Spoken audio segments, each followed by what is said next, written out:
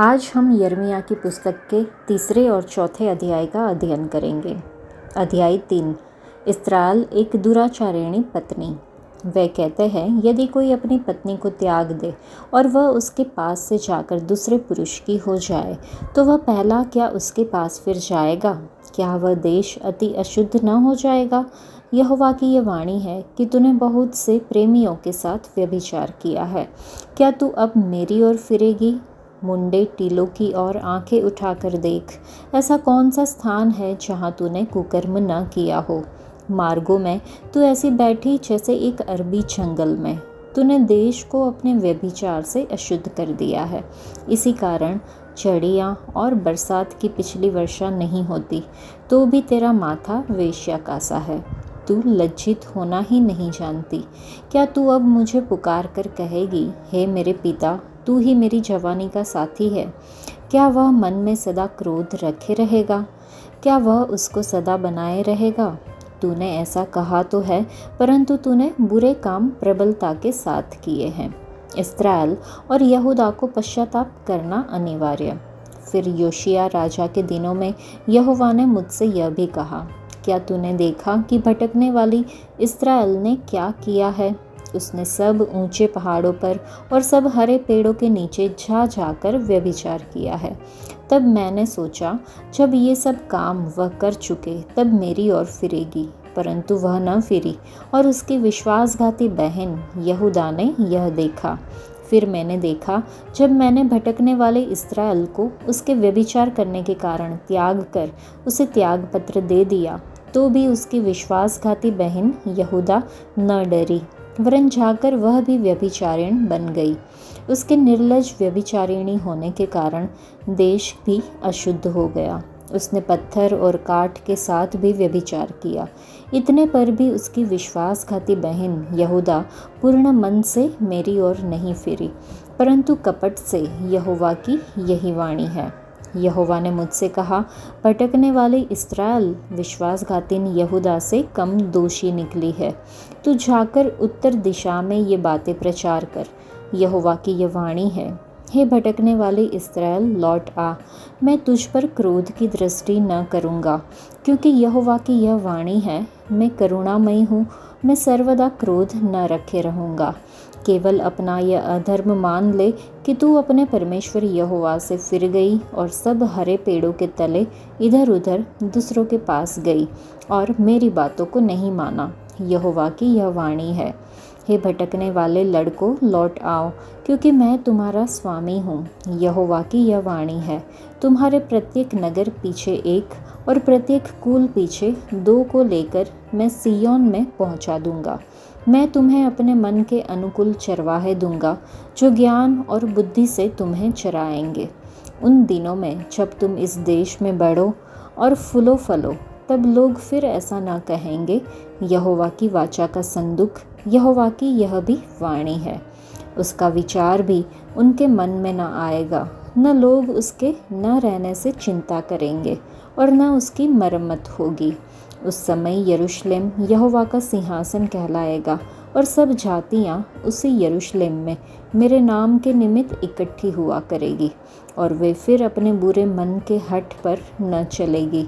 उन दिनों में यहूदा का घराना इस्राएल के घराने के साथ चलेगा, और वे दोनों मिलकर उत्तर के देश से इस देश में आएंगे जिसे मैंने उनके पूर्वजों को निज भाग करके दिया था। इस्राएल द्वारा मूर्ति पूजा। मैंने सोचा था, मैं कैसे तुझे लड़कों में गिनकर वह मनभावना देश दूँ जो सब जातियों के देशों का शिरोमणि है। मैंने सोचा कि तू मुझे पिता कहेगी और मुझसे फिर न भटकेगी। इसमें तो संदेह नहीं कि जैसे विश्वासघाती स्त्री अपने प्रिय से मन फेर लेती है, वैसे ही है इस्राएल के घराने, तू मुझसे फिर गया है। यहोवा की यही वाणी है। मुंडे टीलों पर से इस्राएलियों के रोने और गिड़गिड़ाने का शब्द सुनाई दे रहा है, क्योंकि वे टेढ़ी चाल चलते रहे हैं और अपने परमेश्वर यहोवा को भूल गए हैं। हे भटकने वाले लड़कों, लौट आओ, मैं तुम्हारा भटकना सुधार दूंगा। देख, हम तेरे पास आए हैं, क्योंकि तू ही हमारा परमेश्वर यहोवा है। निश्चय पहाड़ों और पहाड़ियों पर का कोलाहल व्यर्थ ही है, इस्राएल का उद्धार निश्चय हमारे परमेश्वर यहोवा ही के द्वारा है, परंतु हमारी जवानी ही से उस बदनामी की वस्तु ने हमारे पुरखाओं की कमाई अर्थात उनकी भेड़ बकरी और गाय बैल और उनके बेटे बेटियों को निगल लिया है। हम लज्जित होकर लेट जाएं और हमारा संकोच हमारी ओढ़नी बन जाए, क्योंकि हमारे पुरखा और हम भी युवा अवस्था से लेकर आज के दिन तक अपने परमेश्वर यहोवा के विरुद्ध पाप करते आए हैं और हमने अपने परमेश्वर यहोवा की बातों को नहीं माना। इस अध्याय से हम समझ सकते हैं कि परमेश्वर इस्राएल के लिए अपनी गहरी इच्छा व्यक्त करते हैं कि वे उसके पास लौट आए। उनकी बेवफाई के बावजूद उनके प्रेम और प्रतिबद्धता को दर्शाता है। यह अध्याय इस्राएल की मूर्ति पूजा की तुलना बेवफाई से करता है, जो परमेश्वर से दूर होने की गंभीरता को उजागर करता है। परमेश्वर अपने लोगों को पश्चाताप करने पर बहाल करने का वादा करते हैं, जो क्षमा करने और रिश्ते को नवीनीकृत करने की उनकी तत्परता पर जोर देता है। चाहे आप कितने भी दूर क्यों न चले जाए, परमेश्वर का प्रेम आपको वापस बुलाता है। वह हमेशा खुली बाहों से आपका स्वागत करने के लिए तैयार रहते हैं। अपने जीवन में उन क्षेत्रों को स्वीकार करें जहां आप परमेश्वर से दूर हो गए हैं। सच्चा पश्चाताप बहाली की ओर ले जाता है। विश्वास रखें कि परमेश्वर आपके जीवन में जो टूटा हुआ है उसे बहाल कर सकते हैं। उनका अनुग्रह चंगा करने और नवीनीकृत करने के लिए बहुत है। परमेश्वर ने अपने लोगों इस्राएलियों के साथ एक वाचा बांधी थी कि वह उनका परमेश्वर होगा और वे उनके चुने हुए लोग होंगे। लेकिन इस्राएलियों ने परमेश्वर की आज्ञाओं का उल्लंघन किया और मूर्ति पूजा की ओर मुड़ गए और अपने परमेश्वर को त्याग दिया। यहूदा में राजा योशिया के शासनकाल के दौरान जो एक धर्मी राजा था, उसने मूर्ति पूजा के पापों को दूर करके इस्राएल के सच्चे परमेश्वर के प्रति वफादार बने रहने का चुनाव किया। उसने अपने पूरे दिल से यहोवा की ओर रुख किया और लोगों को परमेश्वर के प्रति वफादार रहने और केवल उनकी स्तुति करने की आज्ञा दी। उत्तरी इस्राएल के राजाओं ने मूर्ति पूजा का अभ्यास करके इस्राएल की भूमि को अपवित्र कर दिया और परमेश्वर की बात सुनने से इनकार कर दिया, जिसने उन्हें पश्चाताप करने और अपने पापों को स्वीकार करने और अपने पूरे दिल से उनकी ओर मुड़ने के लिए बुलाया था। उन्होंने यहोवा की बात मानने से इनकार कर दिया और अपने पापों के गंभीर परिणाम भुगते। हालांकि दक्षिणी यहूदा ने यह सब देखा, लेकिन उसने इस्राएल के लोगों की पापपूर्ण भावनाओं का अनुसरण किया और अपने परमेश्वर के विरुद्ध पाप किया।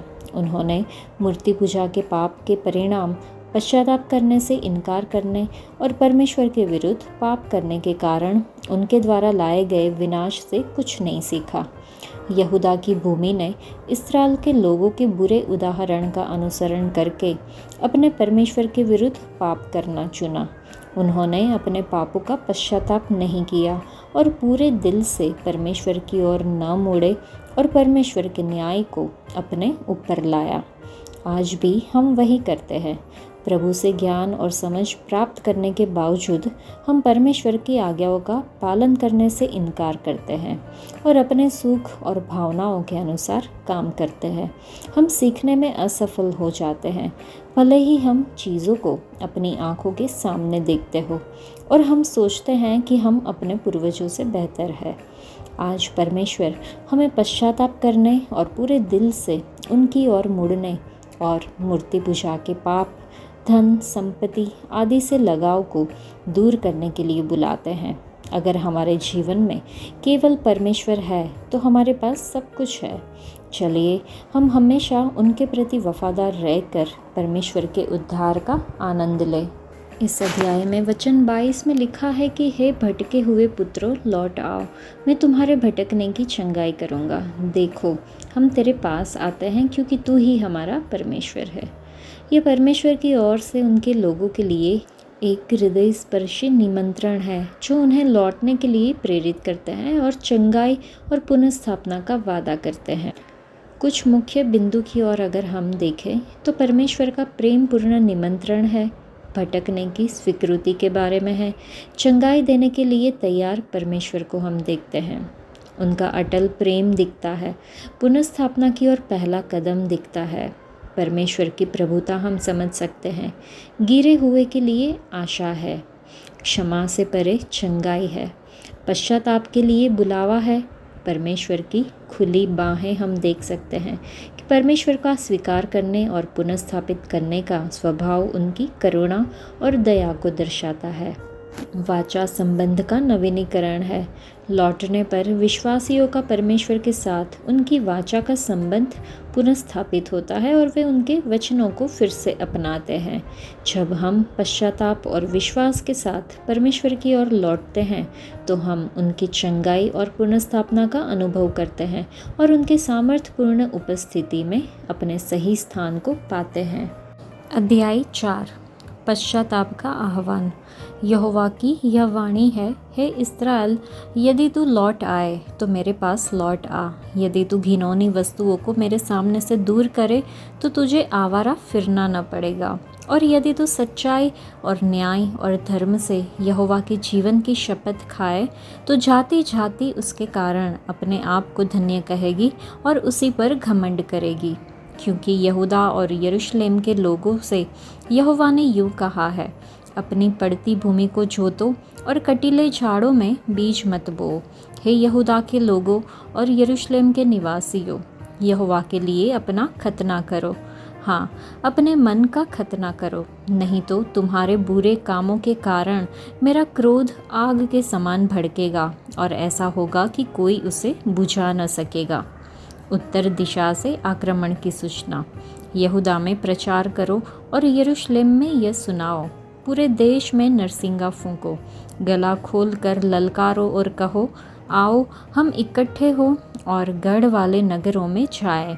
सियोन के मार्ग में झंडा खड़ा करो, अपना सामान बटोर के भागो, खड़े मत रहो, क्योंकि मैं उत्तर की दिशा से विपत्ति और सत्यानाश ले आया हूँ।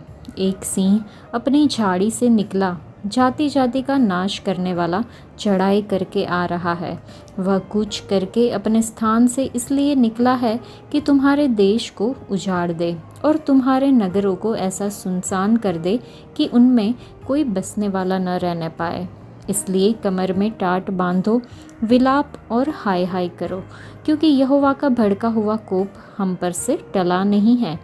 उस समय राजा और हाकिमों का कलेजा कांप उठेगा, याजक चकित होंगे और नबी अचंभित हो जाएंगे। यहोवा की यह वाणी है। तब मैंने कहा, हाय प्रभु यहोवा, तूने तो यह कहकर कि तुमको शांति मिलेगी निश्चय अपनी इस प्रजा को और यरूशलेम को भी बड़ा धोखा दिया है, क्योंकि तलवार प्राणों को मिटाने पर है। उस समय तेरी इस प्रजा से और यरूशलेम से भी कहा जाएगा, जंगल के मुंडे टीलों पर से प्रजा के लोगों की ओर लू बह रही है। वह ऐसी वायु नहीं जिससे ओसाना या परछाना हो, परंतु मेरी ओर से ऐसे कामों के लिए अधिक प्रचंड वायु बहेगी। अब मैं उनको दंड की आज्ञा दूंगा। यहूदा का शत्रुओं से घिर जाना। देखो, वह बादलों के समान चढ़ाई करके आ रहा है, उसके रथ बवंडर के समान और उसके घोड़े उकाबों से भी अधिक वेग से चलते हैं। हम पर हाय, हम नष्ट हुए। हे यरूशलेम, अपना हृदय बुराई से धो कि तुम्हारा उद्धार हो जाए। तुम कब तक व्यर्थ कल्पनाएं करते रहोगे?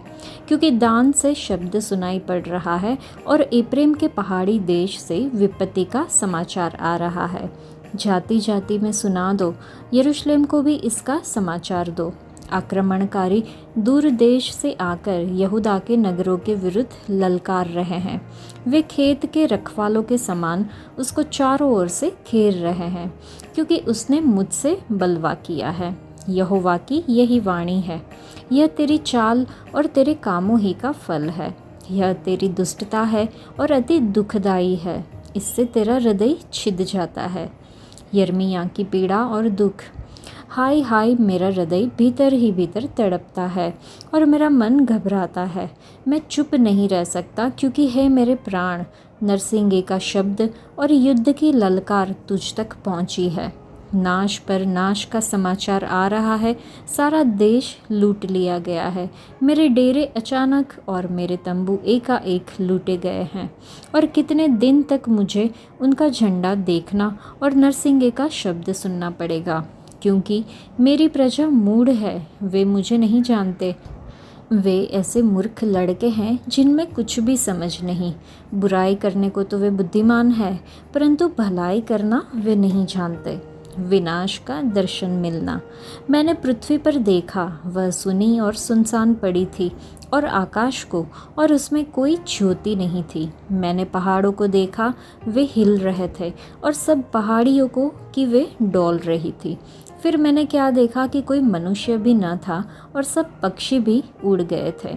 फिर मैं क्या देखता हूँ कि यहोवा के प्रताप और उस भड़के हुए प्रकोप के कारण उपजाऊ देश जंगल और उसके सारे नगर खंडर हो गए थे, क्योंकि यहोवा ने यह बताया, सारा देश उजाड़ हो जाएगा, तो भी मैं उसका अंत न कर डालूंगा। इस कारण पृथ्वी विलाप करेगी और आकाश शोक का काला वस्त्र पहनेगा, क्योंकि मैंने ऐसा ही करने की ठान लिया और कहा भी है। मैं इससे नहीं पछताऊंगा और न अपने प्राण को छोड़ूंगा। नगर के सारे लोग सवारों और धनुर्धारियों का कोलाहल सुनकर भागे जाते हैं। वे झाड़ियों में घुसते और चट्टानों पर चढ़े जाते हैं। सब नगर निर्जन हो गए और उनमें कोई बाकी न रहा। और तू जब उजड़ेगी तब क्या करेगी? चाहे तू लाल रंग के वस्त्र पहने और सोने के आभूषण धारण करे और अपनी आँखों में अंजन लगाए, परंतु व्यर्थ ही तू अपना श्रृंगार करेगी, क्योंकि तेरे मित्र तुझे निकम्मी जानते हैं। वे तेरे प्राणों के खोजी है, क्योंकि मैंने चच्चा का शब्द, पहलौठा जनती हुई स्त्री की सी चिल्लाहट सुनी है। ये सियोन की बेटी का शब्द है, जो हाँफती और हाथ फैलाए हुए यूं कहती है, हाय मुझ पर, मैं हत्यारों के हाथ पड़कर मूर्छित हो चली हूँ। इस अध्याय में परमेश्वर निरंतर पाप और आज्ञा उल्लंघन के कारण मनोनीत न्याय की चेतावनी देते हैं और इस्राएल को धार्मिकता की ओर लौटने का आग्रह करते हैं। विनाश की कल्पना परमेश्वर के मार्गों को अस्वीकार करने के गंभीर परिणामों को दर्शाती है।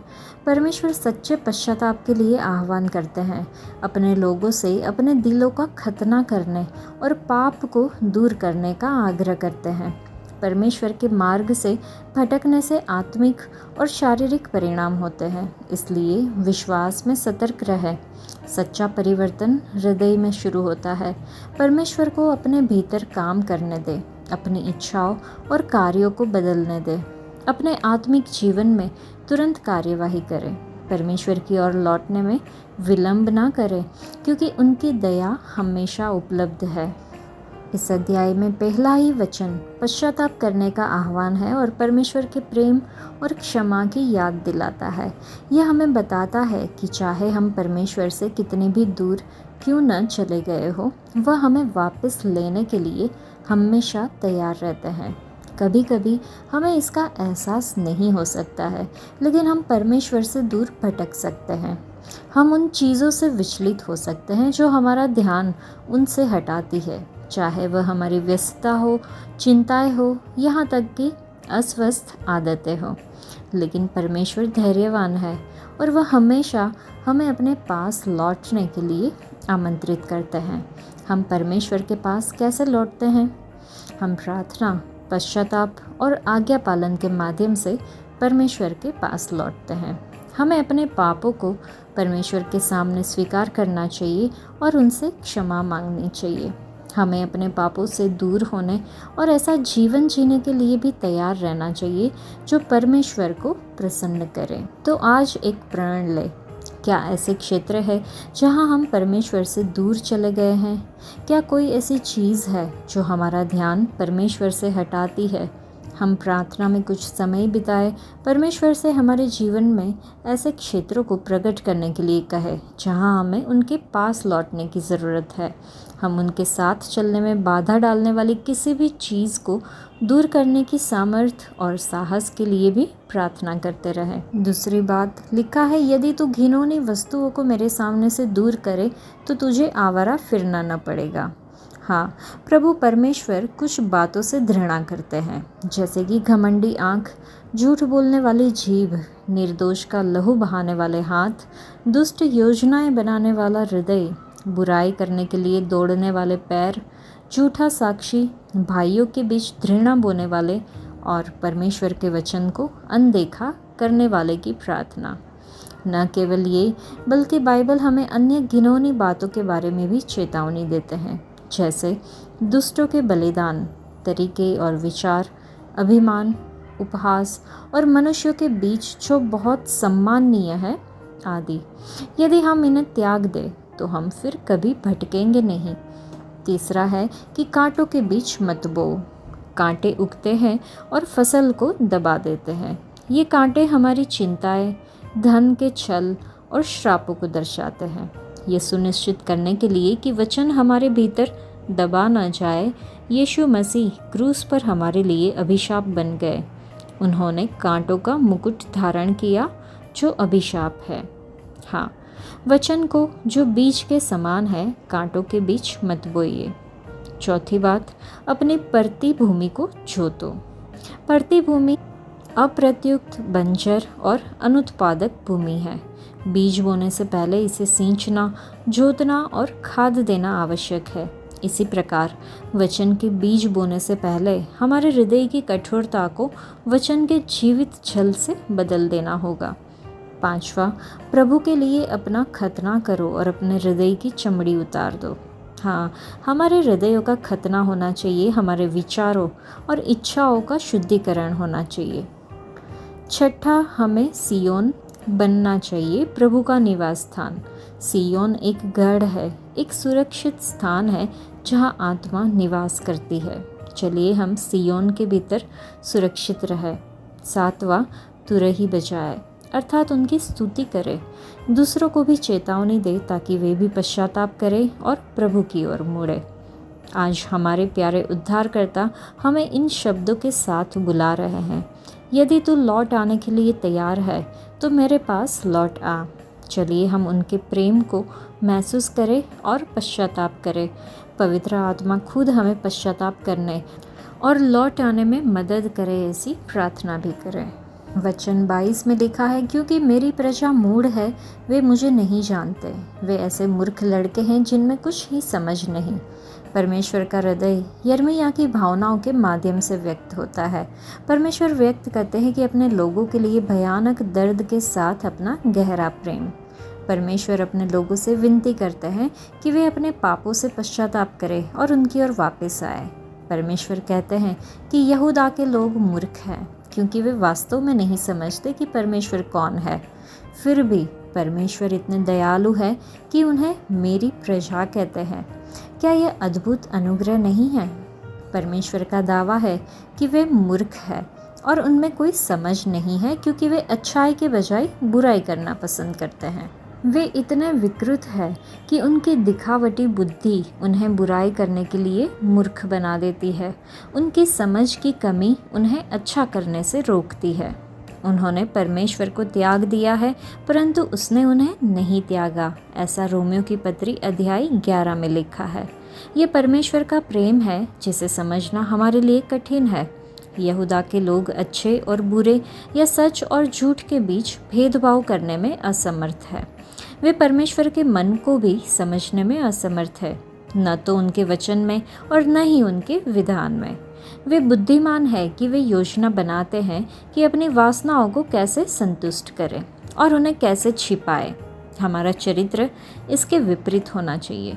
परमेश्वर पौलुस के माध्यम से हमें सलाह देते। रोमियो की पत्री अध्याय 16 में लिखा है कि मैं चाहता हूँ कि तुम भलाई के प्रति बुद्धिमान और बुराई के प्रति भोले बने रहो।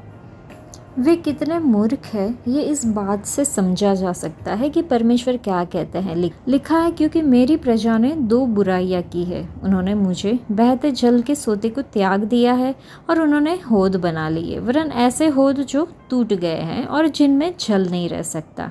उन्होंने जीवन के जल के सोते यहोवा को छोड़ दिया था। इससे भी बदतर, वे अविश्वसनीय बेजान मूर्तियां पर भरोसा करते थे। वे परमेश्वर को जानते थे, परंतु उन्होंने परमेश्वर का ज्ञान बनाए रखना उचित नहीं समझा। परमेश्वर ने मनुष्य को चयन करने की स्वतंत्रता दी है। बाइबल सिखाती है कि जिसकी हम आज्ञा मानते हैं हम उसके दास हैं। या तो पाप का परिणाम मृत्यु है या आज्ञा पालन का परिणाम धार्मिकता है। हम जिसकी आज्ञा मानते हैं वही हमारा भाग्य निर्धारित करता है। पाप की आज्ञाओं पालन करने से शैतान को प्रभुत्व मिलता है और मृत्यु हो जाती है।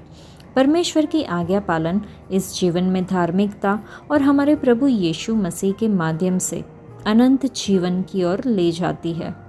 हालांकि यहूदा के लोग सजा के पात्र थे, फिर भी परमेश्वर उन्हें बचाना चाहते थे। ये आज भी परमेश्वर के लोगों के लिए प्रासंगिक है, क्योंकि इब्रानियों की पत्री अध्याय 13 में लिखा है कि यीशु मसीह कल, आज और युगानुयुग एक सा है। क्या हम ईमानदारी से परमेश्वर के ज्ञान को बनाए रखने की लालसा रखते हैं? क्या हम सचमुच परमेश्वर की आज्ञा मानते हैं और उनकी सेवा करते हैं? क्या हम द्वेष में बच्चे और समझ में परिपक्व है? परमेश्वर हमें समझने और निर्णय लेने में मदद करे।